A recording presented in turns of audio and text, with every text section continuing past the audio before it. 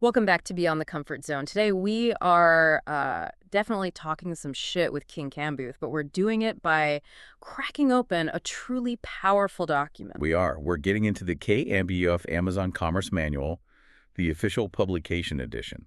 And look, this isn't just another business plan. It feels less like a guide and more like a full-blown blueprint for economic and cultural sovereignty. That's exactly the word for it, a blueprint. Yeah. This isn't some generic how to sell on Amazon handbook. What we're looking at here is a comprehensive architecture, a full system design. Great. It's for building what the manual itself calls a hybrid multi-million-dollar brand ecosystem. So our mission today is really to give you the shortcut, to give you that rapid, thorough understanding of the core philosophy here. And the scope is just, it's massive, because what it's trying to do is reconcile two things that are almost always in conflict. You have high-end artistry, cultural legacy, purpose-driven design on one side, and on the other you have the ruthless efficiency and the cold, hard reality of global e-commerce. It's trying to be both the master creator and the disciplined distributor at the same time. Yes. And that tension, that's where all the interesting stuff is. It is, and the manual tackles it head-on. The foundational KAMBUF vision, right there in part one, defines the company as this global digital brand that's trying to merge artistry, commerce, and cultural legacy. They're not just selling soap. No, not at all. They're trying to establish a movement. And to do that, every single business decision has to ladder up to these 5 core pillars: craftsmanship, quality, innovation, sustainability, and this is key, the establishment of their community and culture. The nation of KAMBUF. Exactly. The nation of KAMBUF. Okay, so let's get to what, for me at least, was the big aha moment of the whole manual, the one idea that kind of governs everything else. Go on. It's this ultimate goal of achieving digital sovereignty. We hear that term thrown around all the time, in the tech space. But what does it actually mean when you're operating inside a giant walled garden like Amazon? It means total, unassailable control. That's the strategic outcome they're designing everything for. Digital sovereignty means control over your product presentation. So no one can just hijack your listing with bad photos. Exactly.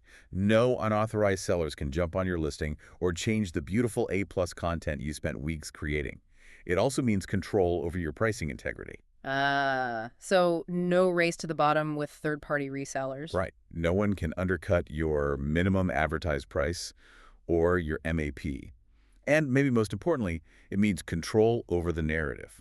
You're using every tool Amazon gives you, the brand storefront, brand analytics, to tell your story, your way. So that sovereignty, it's the bedrock. Without it, the artistry is just, what, vulnerable merchandise? It's just stuff on a shelf, yeah. Vulnerable. Okay, let's unpack the framework that actually funds this sovereignty. Section 1 gets right into the hybrid model. This is where the art and the cash register have to learn to get along. And they do that with what they call the dual revenue channel model. Dual revenue, okay. And you can see why it's necessary. Yeah. I mean, think about it. If KAMBUF only focused on their own branded channel, their cash flow would be, it would be excruciatingly slow at the start. Product development costs money. Prototypes aren't cheap. And getting those first positive reviews to start ranking on Amazon takes time. A lot of time. Yeah. And all that time, rent is still due. Right, but if they only did the other side, just high volume wholesale, what happens then? Then you'd have cash, sure, but you'd be building absolutely zero long-term asset value. No brand equity. You're just a box mover. So the hybrid model is all about managing risk and just keeping the momentum going. Exactly. Let's break down Channel 1, the branded channel. This is the heart and soul, the nation of KAMBUF. This is the asset builder. 100%. The focus here is on creating these recognizable, premium, scalable product lines. They even list examples like the KAMBUF Bar Soap Collection, KAMBUF Naturals. They're even planning for KAMBUF Home. And the objectives are layered, right? It's not just sell soap. No, it's secure brand registry immediately. Build that immersive digital flagship storefront and exercise just rigorous control over every aspect of quality and pricing. And the money side of this channel, the financial expectations, they're really high. It reflects that premium brand positioning. They have to be. The profit goal for this specific channel is a target margin of 35 to 50%. Wow. And that's net. That's after all the Amazon fees, the fulfillment fees, the logistics costs, everything. So to hit a number like that, you can't just hope for it. You have to design your product cost backward from the retail price. You have to. We'll get into that a bit later, but yeah. This channel isn't just about sales figures. It's about building a brand that, a larger company might want to acquire one day. It's a long-term asset. Okay, so that's the dream. Now let's look at channel 2, which is the engine room, the liquidity provider, the wholesale and authorized reseller channel. This is the pure commercial pragmatism that fuels the artistry. The focus here is just reselling pre-established, high-demand, fast-moving consumer goods. Like the examples they give Dove, Irish Spring, Dr. Bronner's, the stuff people are already searching for every single day. Exactly. And the objective is twofold. First, generate consistent, stable revenue right now, while the branded stuff is on that slow, hard climb. Okay, and the second part? This is the really shrewd part. They use the wholesale, data tracking, consumer demand, search term popularity for those big brands to identify profitable niches for future KAUF products. That is incredibly smart. You're basically getting paid to do your market research. That's it. But let me just push back on this a little bit. Isn't there a huge operational risk here? You're splitting your focus. Doesn't the sheer volume and, the margin pressure of wholesale where you might be shipping thousands of units a week, doesn't that steal resources and mental energy from the more delicate, high-margin branded line? It is a profound risk, Yep. and the manual is very clear that this requires highly disciplined systems, is why their operational structure is so rigid. So you need like a firewall between the two in your warehouse. You need strict segregation of inventory, of process, of everything. The only way it works is if the wholesale side is treated as a highly standardized, almost robotic process. Just fulfillment and replenishment. Speed and efficiency are everything. Creative input is zero. And the profit margin goal reflects that reality. It's lower, but it's consistent. Absolutely. The target here is a much lower but steady 20 to 30% profit margin per unit after fees. Okay. The key metric for wholesale isn't margin, it's inventory turnover. The manual mandates a 45 to 60-day turnover rate. If that Dove soap sits on the shelf any longer, it's tying up critical cash that's needed for the branded channel's R&D or their next manufacturing run. So that 20 to 30% cash flow is the buffer. It pays for new KING-KAMBUF prototypes or package redesigns or even the Amazon ad spend for their own products. Exactly. The synergy is crystal clear. The branded channel builds the long-term multi-million-dollar asset. The wholesale channel provides the short-term liquid cash to fund that vision. It's a self-funding ecosystem. Designed for continuous growth, yes. Without that wholesale cash, KING-KAMBUF would have to go out and get external investors or take on huge loans, and that would immediately compromise their whole philosophy of digital sovereignty. Because then you have other people telling you what to do. You control your cash flow, you control your destiny. All right, now we have to talk about the compliance tightrope they're walking, selling 2 different brands under one roof. This is where Amazon can just shut you down in a heartbeat if you're not careful. This is the critical policy section of the manual. And the core rule, which they just hammer on relentlessly, is non-negotiable. And that is? A brand store must only represent that registered brand. In this case, KING-KAMBUF. So think of it like a physical store. Exactly. Think of it like you're running 2 separate, highly professional restaurants out of the same kitchen. You can prep and ship the wholesale orders, the Dove, the Dr. Bronner's, from the same facility, using the same staff, same Seller Central account, but you absolutely cannot display the Dove menu inside the meticulously branded KING-KAMBUF dining room. And the KING-KAMBUF dining room is the Amazon storefront. It's the storefront, but the nuance here is that it is allowed. You can operate as both a brand owner and an authorized reseller under the same account, as long as you follow the rules to the letter. Okay, so what are those rules? The wholesale products have to be listed separately in the general Amazon marketplace. And, this is the big one, they must use the correct brand name in the brand name field.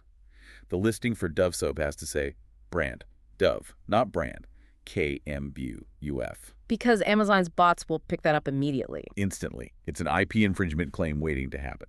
If KING accidentally listed Dove as a KING-KAMBUF product, their account is at risk immediately. So the manual outlines 2 ways to organize this. Option A is the single seller account with 2 paths, and option B is 2 totally separate seller accounts. Why do they lean so heavily toward option A, even with all the risks? It's just more efficient. Option A centralizes all your operations, it minimizes the administrative headache, and you only pay that $39.99 professional seller fee once for the KING-KAMBUF Company, LLC. But it requires hypervigilance. Total vigilance. Yeah. The manual explicitly forbids any kind of misleading bundling. You can't create a KING-KAMBUF soap gift set with Dove bars, for example. Amazon would see that as brand misuse, confusing commingling, and boom, you're in trouble. So the efficiency of option A is basically paid for with the price of just absolute internal discipline and constant auditing. Option B is cleaner, maybe, but too expensive. Too expensive in time and money. It creates a split system that fights against the efficiency they need as a startup. They'd much rather use Amazon's existing structures, like managing multiple brand registry IDs, to grow their own sub-brands, like KING-KAMBUF Naturals or KING-KAMBUF Home, all under that single parent account. That makes sense. It keeps everything efficient while still separating the brands properly. It's the smarter play. Okay, let's move to the nuts and bolts, the actual architecture. Part 2 starts with the absolute mandatory first step, registering the KING-KAMBUF Company, LLC, as a professional seller. That's the $39.99 a month plan. Yeah, and this is totally non-negotiable. You have to have that professional status, not just for, volume discounts, but for FBA access, for applying for brand ungating, and most critically, for brand registry eligibility. If you try to do this on the free individual plan, you're going to hit a brick wall. Almost immediately. You just can't access the tools you need. And getting through Amazon's initial verification, they stress that your credentials have to match perfectly. Oh, this is a huge friction point for new sellers. It's Amazon's way of fighting fraud, but it can be a nightmare if you're not prepared. The business name, the physical address, the EIN or tax ID, the banking details, everything has to align precisely across every single document you submit. And if it doesn't? The manual warns that the verification process can stall for weeks, sometimes even months, and that just eats up your critical startup time. They're also specific about needing a U.S.-based checking account and a verified personal ID for the account owner. You have to have all your ducks in a row before you even start.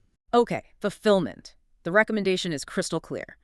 Begin with FBA, fulfillment by Amazon. But why not start with FBM, fulfilled by merchant, just to save on those early storage fees? Because FBA is the key to the Prime badge. And the Prime badge is probably the single most powerful conversion tool on the entire platform. People trust it. They trust it. FBA means faster delivery. It means Amazon handles all the customer service and returns, which builds enormous customer trust. The manual basically treats FBM as a strategic backup. A backup for what? For stockouts. Or for very limited special edition runs where you want to handle the packaging yourself. And what about the more advanced SFP, Seller Fulfilled Prime? They flag that as an advanced tier. They say it's not recommended until at least year 2 of operation. Why is that? Because the performance metrics for SFP are brutal. You have to be able to meet 2-day shipping deadlines nationwide at your own expense. And that requires a massive logistics infrastructure that a new company just doesn't have. It makes way more sense to just leverage Amazon's network at the beginning. Right. Okay, next up, the absolute cornerstone of this whole thing, securing your intellectual property through brand registry. This is where digital sovereignty becomes a real legal thing. It's both your shield and your sword. I mean, without brand registry, you're essentially flying blind on the platform. It secures your IP and it gives you total control over your product listings. So if some counterfeiter pops up, if someone tries to sell fake KING-KAMBUF soap, Amazon's automated tools and the brand registry system let the company unilaterally remove that fake listing, often within just a few hours. And the manual is super specific about the legal hoops you have to jump through. Yeah, it confirms you absolutely need a registered or at least pending USPTO trademark for KING-KAMBUF.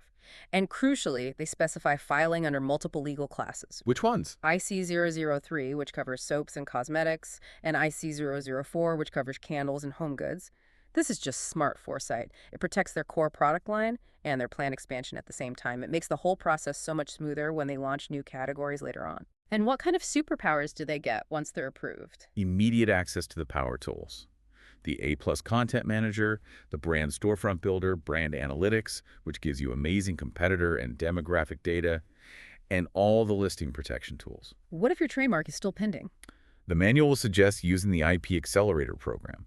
It's a smart move that gives you provisional access to most of these tools while the federal process is still churning away. Right, now the artistry comes back.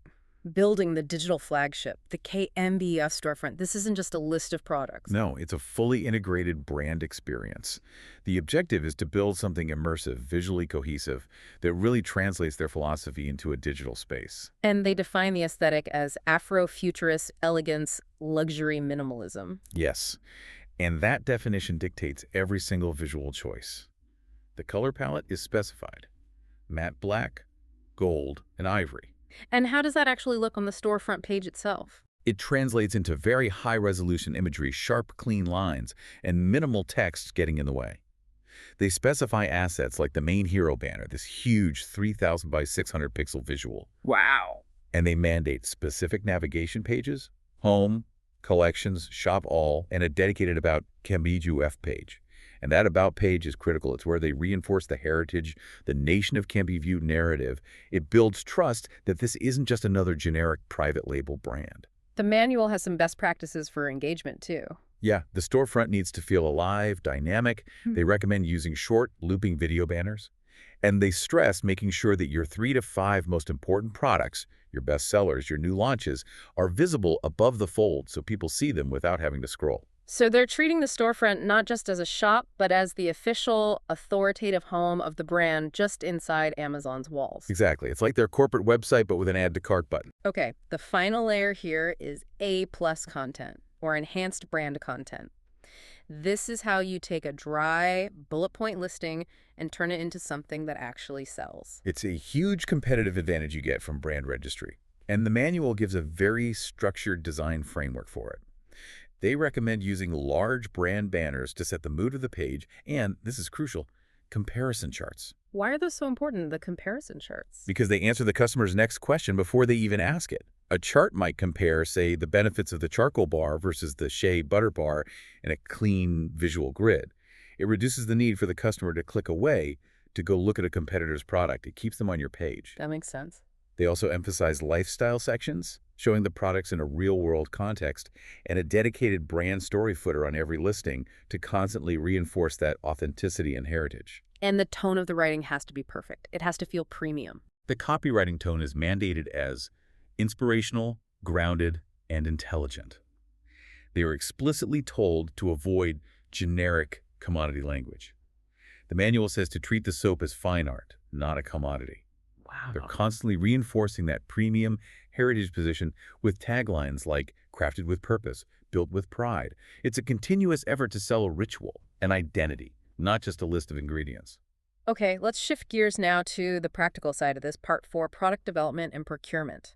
This starts with the KING-KAMBUF branded product philosophy. It's a very structured process. Yeah, it's formalized into this 7-phase cycle they call the KPLC, the KING-KAMBUF product life cycle.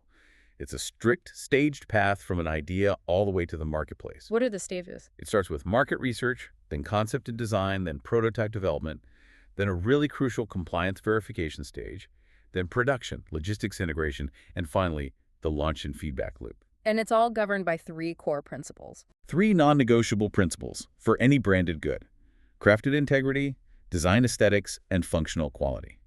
If a prototype fails on any one of those, it goes right back to the drawing board. No exceptions. The really interesting part for me, though, is the criteria for selecting a manufacturer. It's all about balancing that artistry with financial agility. This is such a critical point for any startup brand. They absolutely have to find manufacturers who can support small batch production. The manual demands a minimum order quantity and MOQ of 500 units or less per SKU. Okay, let's pause on that. 500 units. Why is that specific number a game changer? Because it completely transforms the risk profile of a new product launch. Traditional manufacturing might demand an MOQ of 5,000, maybe 10,000 units. Which would tie up tens of thousands of dollars. In untested inventory. Yeah. And then you're paying massive warehousing fees for it. By keeping the MOQ at 500, KING-KAMBUF can test multiple scents, multiple formulations, all at the same time. It's what the manual calls small batch agility. So they can find their winners quickly without going broke on the losers. Exactly. Without incurring these huge financial penalties for slow-moving stock.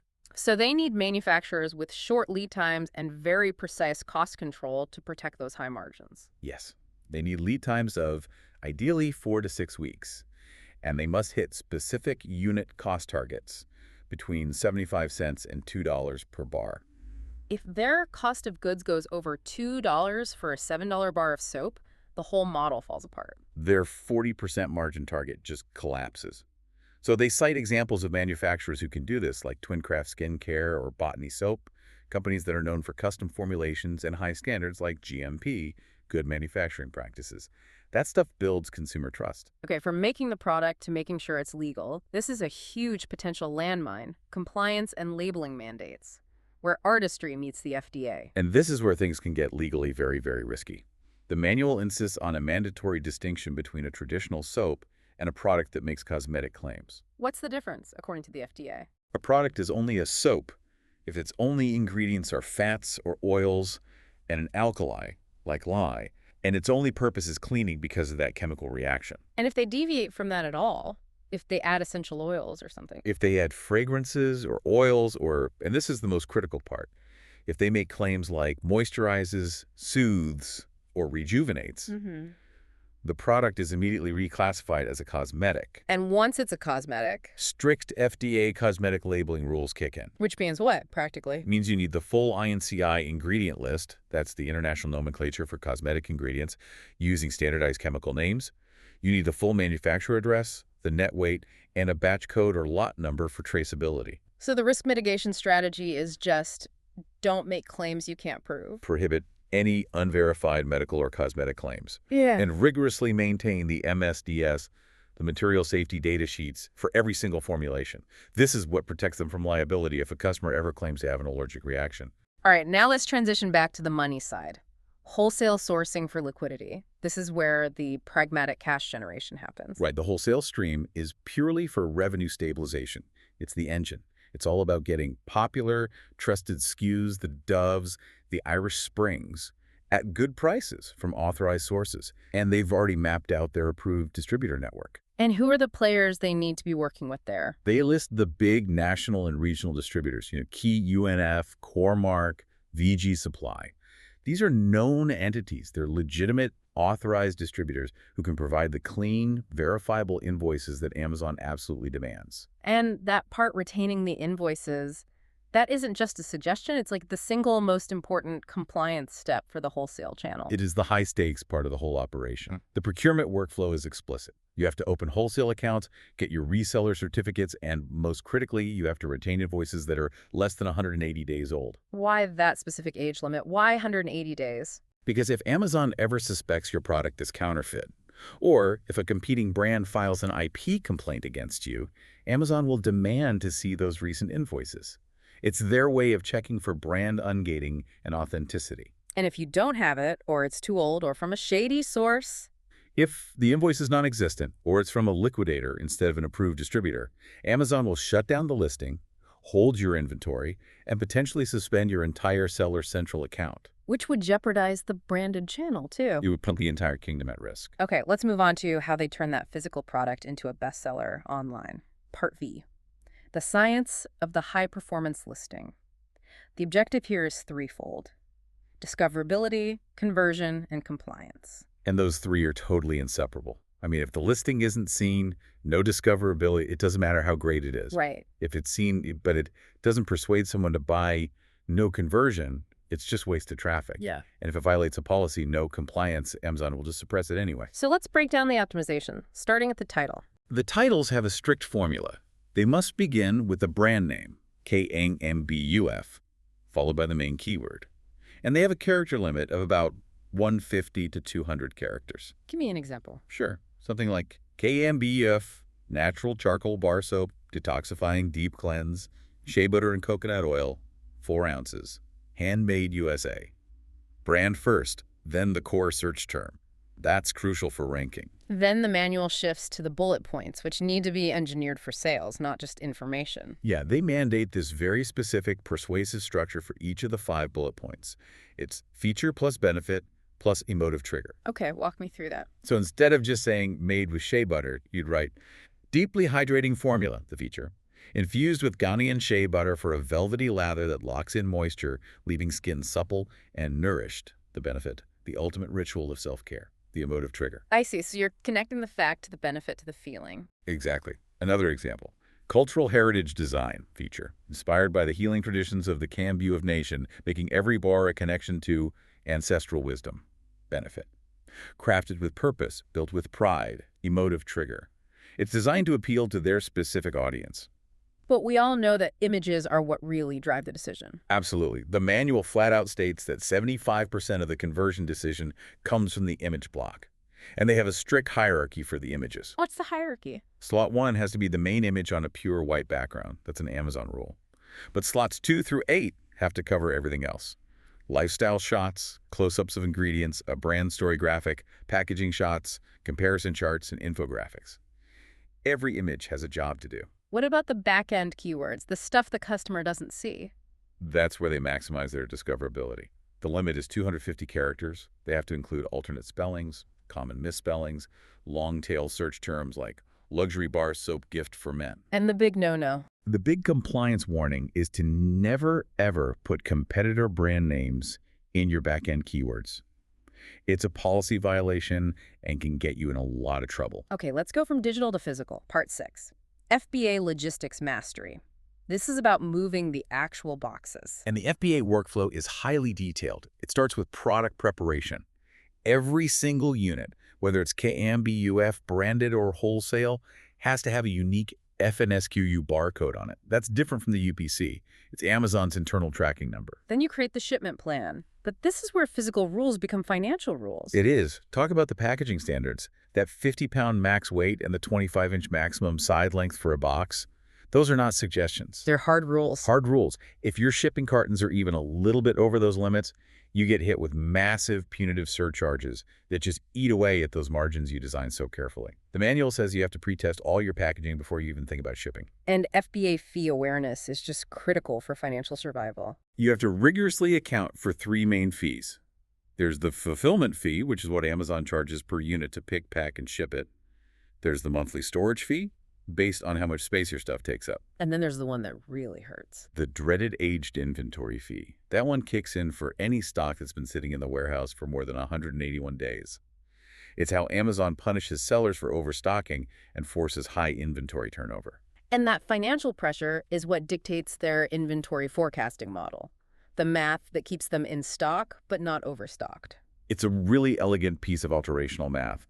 The manual gives the exact formula they have to use. Reorder point, average daily sales eggs lead time, plus safety stock. Let's plug in some numbers. Okay. Let's say you're selling an average of 15 bars a day.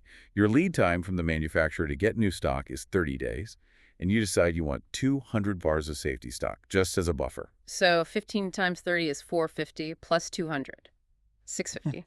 Exactly. Your reorder point is 650 units. The moment your inventory level hits 650, the purchase order has to be placed instantly. And that calculation prevents stockouts, which would kill your sales and your ranking. It's an algorithm for stability. It's how you keep the machine running smoothly. And finally, the hybrid fulfillment strategy. It shows that FBM isn't just a backup plan for when things go wrong. It's a strategic tool. Totally.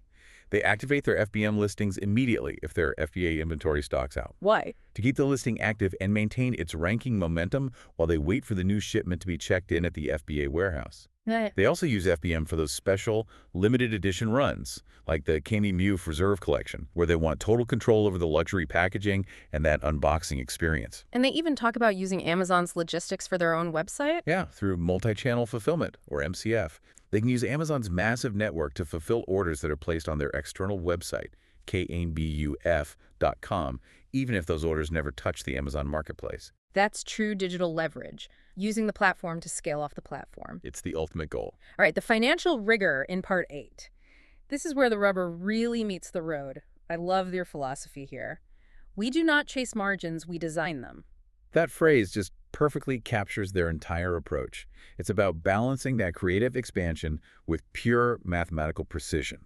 And we see the profit margin targets again. Right, the split between the two channels. The high-flying asset building, 45 to 60% for the branded products, versus that rapid, stable 20 to 30% for the wholesale resale. And they provide a detailed KGS breakdown that proves the branded channel is actually feasible. Let's go back to that $6.99 retail price for a 4-ounce bar of soap. Let's break it down. If the manufacturer cost is, say, $1.10, the premium packaging is 35 cents, FBA fulfillment fees are $1.50. And Amazon's referral fee, which is usually around 15% for beauty, is about 90 cents. So the total cost before any marketing is, what, $3.85? Right. Now, if you add in the advertising cost, which we'll get to, the total cost of the sale might be closer to $4.30. But even at $4.30 total cost, you're left with a net profit of $2.69, which is a 38% margin. It's within their target range. It proves the model works, but it is tight. There's not a lot of room for error. And because it's so tight, every single dollar of advertising has to be incredibly effective. Which brings us to ASAS and tacos. These are the critical metrics they enforce. Okay, hold on. That ASAS target advertising cost of sale must be less than or equal to 25%. That seems insanely tight for a brand new premium product on Amazon. Are they just planning to subsidize all that with the wholesale cash? They have to be. That 25% ACS is a highly aggressive target. It means for every $100 in sales that come directly from an ad, they can spend no more than $25 on that ad. Most new brands would happily accept a 40 or 50% ACS just to get some market share. So their low target means they have to be hyper-optimized from day one. Either that or yes, they're using the wholesale cash flow to ensure their ad campaigns are profitable right from the start. And then there's the more important long-term metric, tacos. Tacos' total advertising cost of sale must be less than or equal to 12%. This is the big picture view. It makes sure that ad spend isn't eating up too much of your total revenue, which includes all the sales that were not from an ad click. So low tacos means your SEO and your brand reputation are strong enough to generate a lot of organic sales. Exactly. The organic sales are carrying most of the weight, which ensures the whole business stays profitable and sustainable, even while you're trying to grow aggressively. Now let's look at cash flow and reinvestment. Managing your money when Amazon only pays you every 2 weeks requires some serious planning. That biweekly payment cycle is the reality of Amazon. You could sell a product today, but you might not see the cash in that sale for 2, 3, maybe even 4 weeks if it gets held in a reserve. But your supplier wants to be paid now. And your supplier lead time is 30 to 60 days. That gap is why the manual mandates a rolling 4-week cash flow table to make sure they always have liquidity. So that table is just constantly tracking incoming payments against outgoing costs for inventory and marketing. Precisely. It prevents a cash crunch. And they have a rigid cash flow prioritization rule. Money has to be allocated in this specific order. What's the order? Number 1, inventory replenishment. That's the lifeblood. Number 2, advertising funding to fuel growth. Number 3, operating overhead like salaries. And number 4, a reserve allocation for emergencies. So they prioritize the ability to restock and to market above everything else. It ensures the system never ever seizes up. And their capital reinvestment plan makes sure that profit is immediately turned back into future growth. They're not just hoarding cash. No, they're fueling exponential growth. The manual details how net profit gets allocated. 40% goes into inventory expansion, more products, higher volumes. 25% into marketing growth, bigger ad budgets, external campaigns. And 15% into innovation and R&D. And that R&D slice is what funds the next KING-KAMBUF reserve collection or the move into home goods. Exactly. It's the seed money for the future. Okay, shifting to part 9. Customer experience isn't about transactions, it's about culture. The Nation of KING-KAMBUF customer philosophy. They're selling ritual, pride, and belonging. This is how they intentionally inject soul back into the cold machinery of e-commerce. The objective is to transform every single Amazon buyer into a loyal supporter. And that means integrating their cultural legacy right into the fulfillment process. How do you even do that within Amazon's super standardized FBA world? They use a 5-phase customer lifecycle. Right. Discovery, purchase, delivery, engagement, and retention. And phase 3, delivery, is the main touch point they can control, and they do it through packaging. The manual stresses premium packaging. That matte black, gold, and ivory look has to carry through to the shipping materials. And the custom thank you insert has to be approved by Amazon, but it's so important for branding. It's that moment of emotional reinforcement. The manual specifies the exact message on that insert. Welcome to the Nation of KING-KAMBUF, crafted with purpose, built with pride. That short message hits the customer the second they open the box, reinforcing the narrative, even when Amazon did all the grunt work of shipping. For their retention systems, they focus on 2 things: review management and a tiered loyalty program. Proactive review collection is essential. They use Amazon Vine for early reviews and the Request a Review button in Seller Central. But for handling negative feedback, they have a mandatory 4-step process. What are the steps? Acknowledge the issue, apologize without getting defensive, provide a direct resolution like a refund or a replacement, and then invite them to remain loyal. And what's the one rule about reviews that can get you banned forever? The crucial rule, it's in bold in the manual. Never, ever ask a customer to remove a negative review. It is a severe policy violation that can get your account permanently suspended. You have to resolve the problem and just hope they decide to remove it on their own. You can't prompt it. Okay, finally, the loyalty program, the Nation of KAMBUF Circle.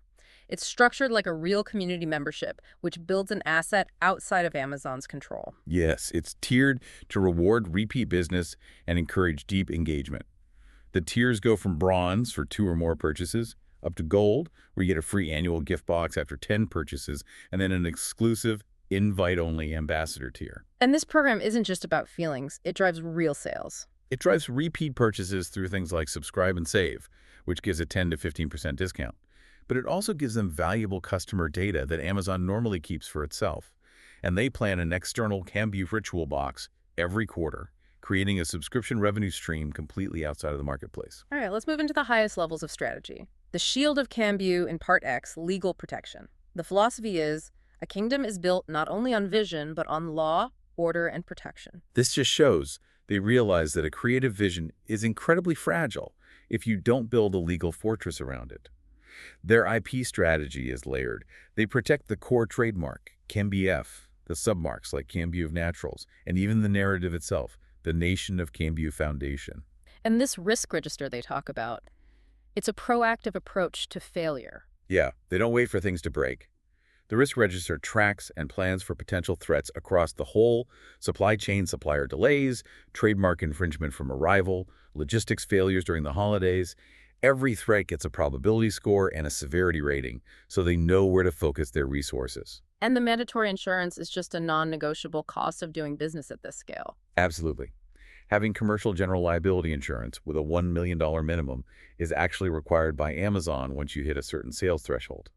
This is what protects them from a catastrophic product defect claim. If a bar of soap causes a severe allergic reaction, that $1 million policy is what saves the company from being bankrupted by a lawsuit. Part 11 gets into organizational leadership, starting with a command hierarchy that flows down from the Supreme Executive Office, King KAMBUF himself. And the philosophy that guides that whole structure is key. Structure without soul is machinery. Soul without structure is chaos. So you need the discipline processes, the structure, but it has to be fueled by the brand's unique purpose and accountability, the soul. That's it. And I found their formalized leadership pipeline really interesting. This 4-stage system, it shows they're building their talent internally for the long term. How does it work? It's an internal training path. Apprentice to journeyman to craftsman to master architect. And it all culminates in this KAMBUF certification of craft and leadership. It ensures that as the company scales and new leaders take over, they're not just experts in, say, finance, but they are fully steeped in the KAMBUF philosophy. It preserves the brand's integrity. And finally, we get to Part 12, the Global Expansion Charter. The long-term goal is incredibly ambitious, globalization within 3 to 5 years. The vision is sweeping. They say, the nation of KAMBUF is not confined to geography. It is an idea born of creation, discipline, and unity. The plan is sequential. First, establish and stabilize in the U.S., then expand into sub-brands and subscriptions, and finally, globalization, targeting Canada, the U.K., the EU, Africa, and Asia-Pacific. And this ambition leads to the development of a franchise model. This is where that idea of sovereignty gets really, really challenging. It is the ultimate test of their control. The franchise philosophy is a licensed extension of their craftsmanship, designed to scale production without giving up that brand sovereignty. They define different types, like a retail boutique franchise or a distribution franchise. Let's focus on the manufacturing franchise, the licensee model. How do they maintain quality control and brand integrity when a local partner is making the soap in, say, Germany or Nigeria? It requires a massive investment in auditing and standardization. The manual mandates that any licensee must use the approved KAMBUF formulations. They must adhere to unified global quality standards verified by third-party auditors. And they can only source raw materials from an approved supplier list. So they're selling the brand license and the knowledge, but the quality control stays centralized. It has to. It's the only way to scale globally while staying culturally rooted and maintaining product integrity. And the manual even notes that in regions like Africa, the focus will be on local production that leverages artisan cooperatives. Which blends their financial goals right back into their core cultural pillar of community building. It creates a symbiotic relationship. By using local resources and knowledge, they cut down on complex international logistics and tariffs, and at the same time, they fulfill their cultural mandate of economic empowerment. They established the nation of Kambufu as a global economic force, not just a U.S. export. So, as we wrap up our look at the KMBF Amazon Commerce Manual, the big takeaway for me is just how comprehensively it templates a sustainable business.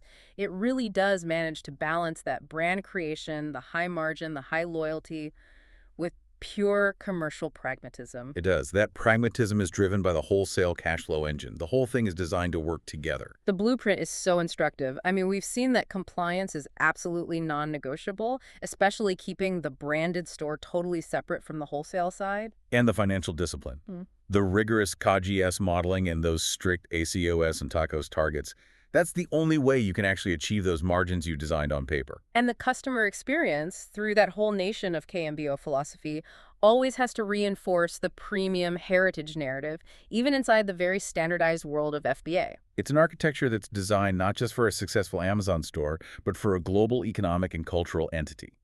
The manual explicitly states a goal of building a $2 million plus revenue stream by year 5 through this hybrid model and then the global franchise expansion. Which means every single bar of soap, every wholesale transaction, it isn't just a sale.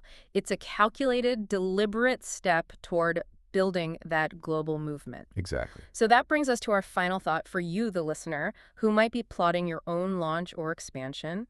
Given the really demanding financial structures and the competing priorities laid out in this manual, where would you invest your next dollar right now? Would you secure more wholesale inventory like that high-demand Dove or Irish Spring to maximize quick cash flow and just shore up your liquidity? Or do you fund the R&D for the next exclusive high-margin KMBUF reserve collection item, sacrificing that short-term stability for long-term brand sovereignty? That choice. It defines the balance between pragmatism and passion. It forces you to think like a master architect and not just another seller. A fascinating dilemma. Review the blueprint, think about designing your own margins, and we will catch you next time.